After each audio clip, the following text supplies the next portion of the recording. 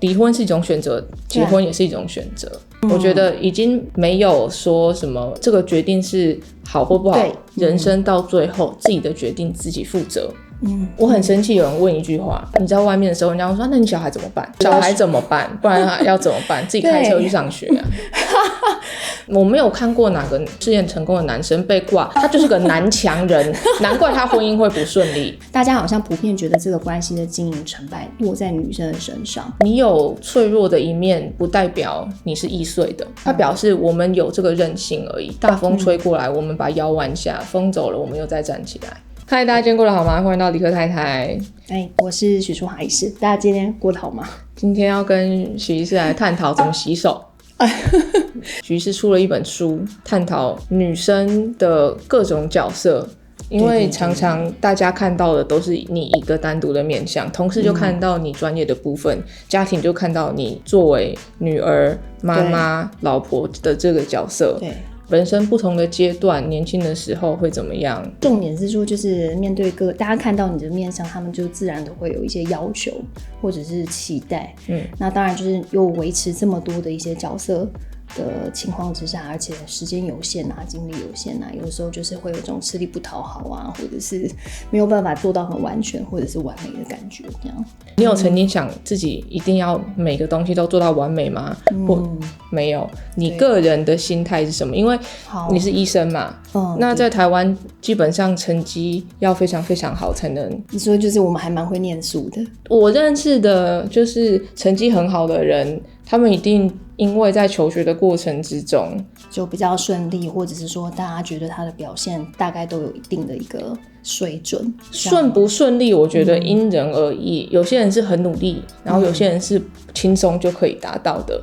但是也因此在外人的眼中里面就会帮他们建立一个比较高的标准，甚至自己也因此会觉得我既然读书就是到这边高度，对，那我是不是做其他事情我照理来讲应该也是要维持某一种的高水准。就是我从来都没有在期待完美这件事情，因为其实我就觉得那个有点太做作了。老实说我觉得就是如果说我们一直想要摆出来的各个面向都是我现在都可以兼顾各个方面的事情，然后我就是真的可以把我的生活就是打理得很好，那我觉得这件事情其实是很虚假的，然后再来它也会造成其他人的压力。那你觉得你现在生活中做的最好跟最不好的事是什么？对，就是大家可能在外面就看到我们就觉得说就是好像病人也觉得你医得好他，就是医术专业上应该没问题，然后再来也觉得说比如说忙这么多事，像你也是忙很多事嘛，我也常常跟我的那个就是一些亲朋好友他们也都知道，比如说我也常跟我先生吵架。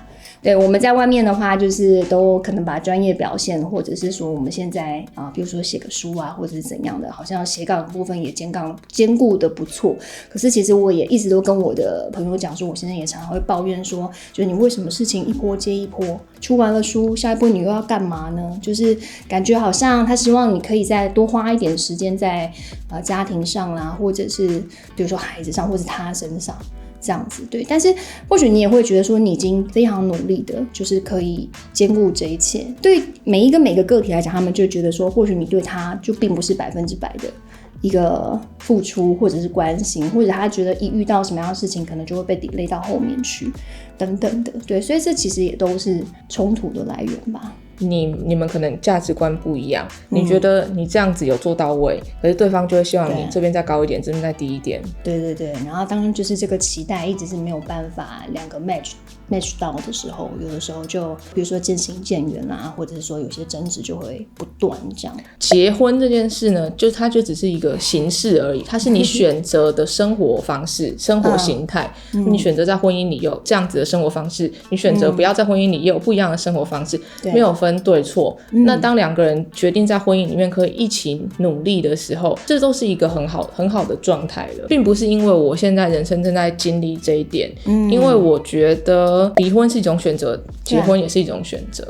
这是真的没有错。那像我们也是曾经有磨合啊，我们有努力啊，我们去咨商啊，之后做了这个决定，我觉得已经没有说什么这个决定是好或不好，对，令人遗憾的，或者是说不能继续下去，就是代表是一个悲伤的结束。大家一起做一个决定要一起结婚，跟到最后大家一起决定说那我们离婚，我觉得难是难在之后心态的调试，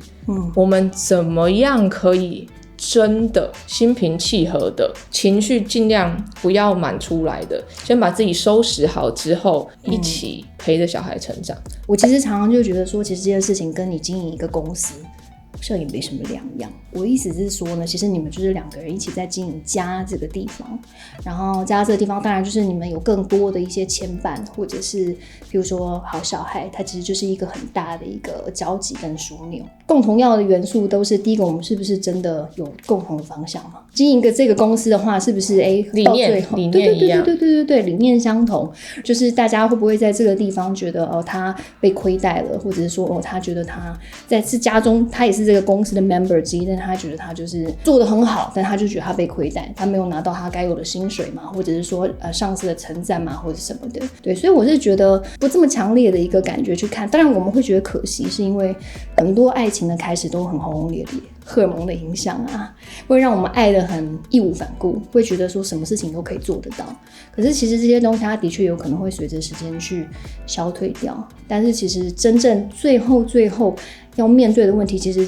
真的很简单，就是还是人跟人的相处。假如说真的这个人跟人之间的相处后来没有办法找到一个就是讨论出来的一个交集或者是方式的话，我们这个公司真的也可能达不到我们共同的目标嘛。那所以就是平和的柴火好像也是可以预期的事情这样子。因为大家在结婚的时候都不会想到有可能会走向分开的一天，尤其是对女生来讲，需要更多的勇气，因为要考量的东西很多啊。譬如说我们不管自己讲说自己多勇敢，或者说我现在经济多自主独立等等的，其实会考量，比如说我小孩之后我要怎么样，就是面对变动这件事情，大家多多少少或者是未知啦，变动跟未知，你还是会觉得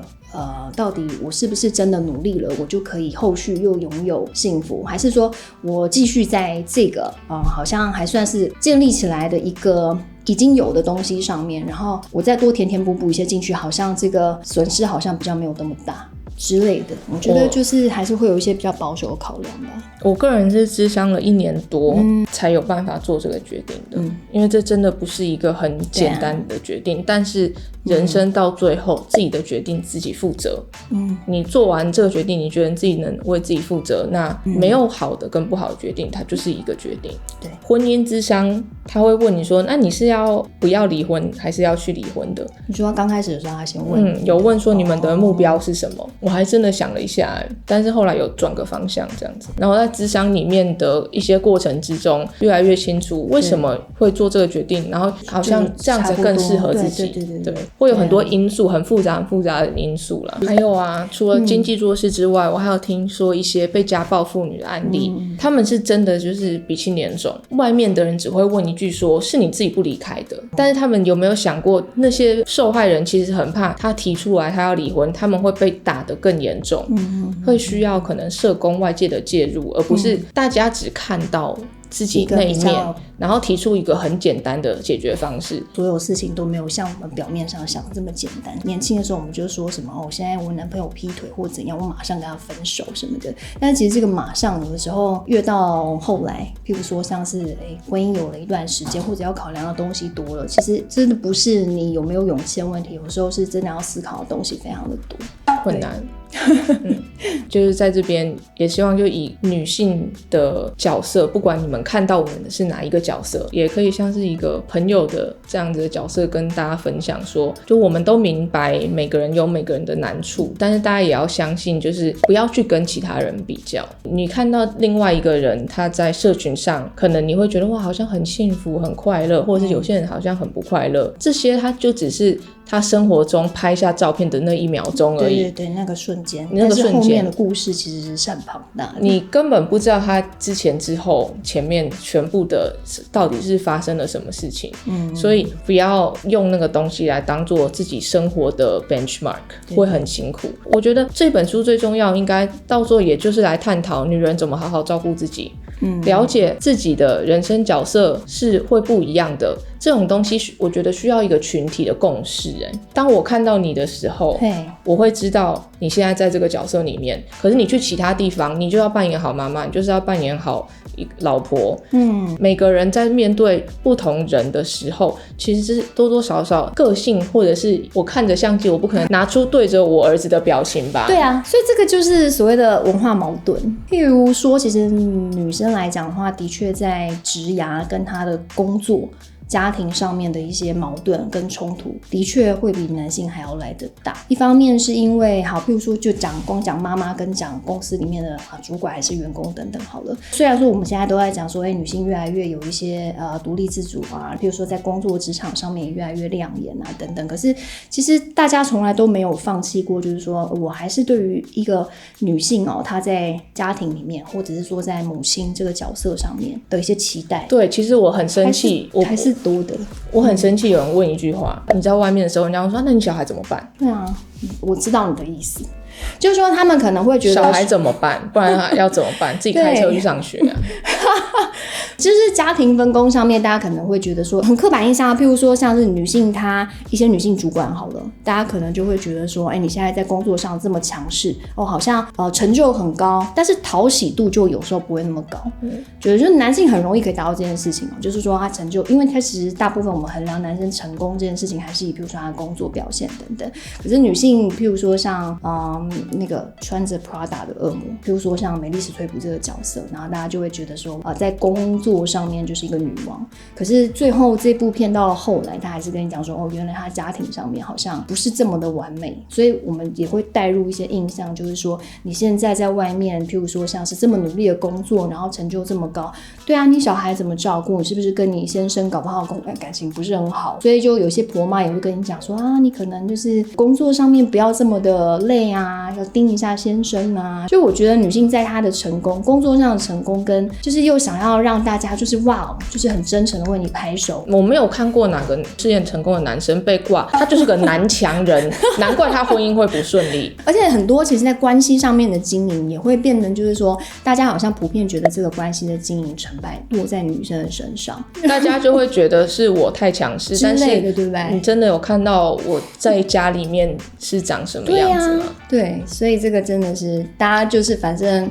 会套入他们自己想的一些刻板印象，然后来背后脑补你这个人这样子。对，我觉得对于女生这些不公平的东西会至少需要2-3个世代耶。如果我们上一代的女性就是被这样子要求的话，他们已经被那个价值观束缚了，他会自然而然的拿这个东西来想要抓住下一代。对，所以我们能做的就是抛弃那些思想。如果我有女儿的话，我会怎么跟她讲？我们常常讲的都是就是说我们的真正的现实的状况跟不上口号啦。所以我觉得现在大多的女性可能几个处境，第一个就是说她就是跟我们传统的一些不管是教条还是说等等相处的很好，因为她的价值观就是这样的，所以她相安无事，她不会有一些冲突的问题。然后再来就是说就是现在女性因为会有冲突，主要是因为一直很想要做某些突破，可是其实不管是来自于社会上面还是说她的亲人，可能他们的一些想法她其实没有办法同步调到那个阶段，但是她自己本身也会有挣扎，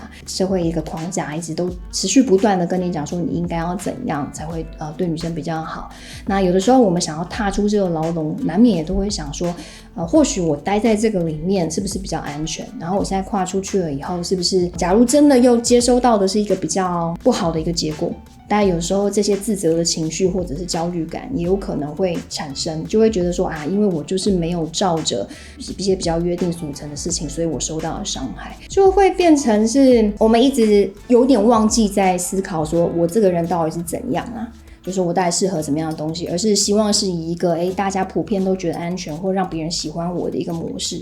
去生活。所以我是觉得真的蛮辛苦的。还有社会期待你工作能力好是你家的事情，照顾家庭也是你的责任，然后照顾老公也是天经地义的事情。你有没有想过，对，我就想说老公为什么不能把自己照顾好？对，为什么不能自己照顾好自己，一定要是一方照顾另外一方？对对对，我觉得我们现在这样子讲出来，会有人听了不舒服。这个东西并不是一个 taboo，是一个它不是不能讲的禁忌。我们要什么东西都把它讲出来，让大家来讨论嘛。对啊，就是一个观念来讨论，我们的下一代才会知道说，其实这样真的是可行的。而且我觉得女人的坚强，她长的样子跟男人坚强长的样子不一定要是一样的。可以是一样的，也可以是不一样的。那其中一点，我觉得我们都是人嘛，适时的让人家知道，你有脆弱的一面，不代表你是易碎的。对啊，它表示我们有这个韧性而已。大风吹过来，我们把腰弯下，风走了，我们又再站起来。我觉得这个也会是我想要教给我儿子下一代的一个观念，就是我今天想要坚强，但是原因是为了什么要坚强呢？那坚强的方式一定是像以前一样咬牙隐忍吗？这才是一种坚强吗？它是有非常多的形式可以表现出来的。我勇敢把我觉得不舒服的地方讲出来，我去改善它，让我的生活品质更好，或许也是某一种程度的坚强。对啊，表现坚强这件事情本来就有很多不同的层次，就是其实你还是会受到各方的一些质疑跟抨击嘛，你还是会必须要承受一些我大声讲出来可能会有的一些其他的一些反馈，因为这需要勇气。当你人家觉得你跟他不一样的时候，对啊，就会有各种质疑。那承受这个质疑，其实也是一种坚强的表现啊。我不是用隐忍的方式来规避别人可能对我的看法，而是我用一个大声说出来，然后大家可能都可以 challenge 这件事情的方式。对于一个非公众人物的女性来讲，你们没有责任义务要去迎接路人对你的指指点点，就是要 set boundary。你这个人对我品头论足的是什么原因呢？是因为你真的想要帮助我的生活过得更好，要帮助我成为更好的人吗？还是你只是吃饱闲着，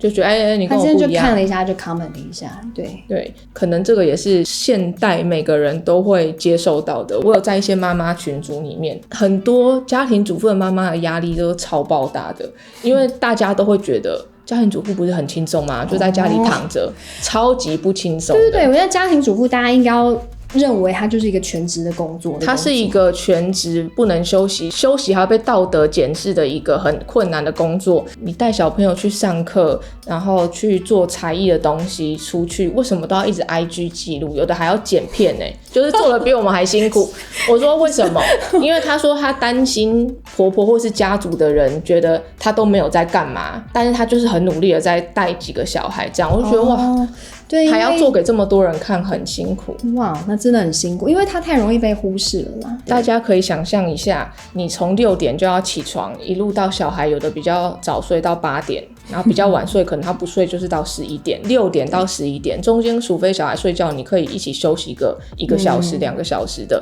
你就是要一直这样子做。我就是这样子，我要做事业又要照顾小孩，我就2件事情要一起做到我整个人快要崩溃。对，而且大家可能会觉得说，我常常在荧光幕看到你，然后就是你是不是其实根本没有在带小孩这种吧？对，就是可能会有一些他以为你就是你就知道这有多难。YT 影片1小时，然后其他时间可能其实都在处理家务，但是别人看不到那部分。对，但是我现在觉得你爱讲什么你就讲，反正我需要交代的就只有我儿子。对啊，他觉得妈妈好就好了。就是可能大家也要开始要帮自己想说，做到这样子原因目的理由是什么，然后想清楚之后，别人在讲什么就觉得适度的过滤一下这一些不管是自己对自己的一些要求，又或者是别人的一些不重要的行言，就是如果他对你来讲是一个重要的人，那当然我们要好好的去关心一下。可是其实搞不好就是一个不认识的一个 ABC 还是某甲某乙之类，他抛出来的一句话，对，他在你的人生里面这句话真的是太小了，然后他最好就是拿这种去要求路人的要求去要求自己。就是这本书它其实我们是用故事的方法去呈现出，就是女生她不管是在结婚生子的前后，其实我们大家说就是有很多问题，其实在你谈恋爱的时候有时候很难以去发现，但是为什么结婚或者生小孩了以后就一个一个都浮现了出来呢？在每一个小篇章后面都有给大家一些建议，希望它是让大家看起来可以更心里面有共鸣，这些事情不是只有你遇到，其实有很多女性都有遇到，那只是说我们可能在一个表象上面并没有这么多的一些就表现脆弱，谁会把自己真的很惨，或者是说每天在公布在社群平台中是不会嘛，但是其实这些是最真实会一直发生的，所以就是希望大家支持一下，还蛮好看的一本书哦。照顾自己真的很重要，大家就可以知道世界上就是没有什么完美的生活、完美的爱情、完美的婚姻、完美的什么没有，但是只有你自己觉得过不过得去，过得去就是好了。对，没错，不要再讲完美或者是想要兼顾任何事，其实就是把你的资源，重要的资源，把它排列优先顺序，对，决定然后花在就是你想要投资的事情上。好啊，那今天就这样啦。如果你喜欢我的影片的话，请帮我在留言分享。如果还没订阅的话，请帮我订阅一下哦。谢谢收看，我们下次见。好。